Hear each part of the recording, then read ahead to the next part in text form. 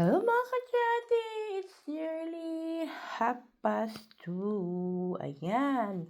Late lunch na naman kasi kagigising lang.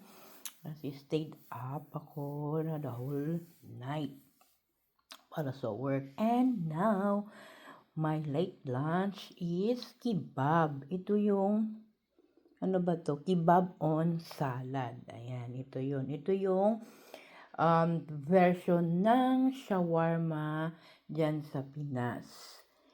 Ayan.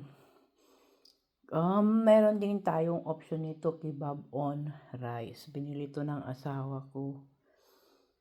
Kasi nag-practice driving sila ng anak ko. Mag-exam siya ng kanyang driving. Kaya pinapractice niya.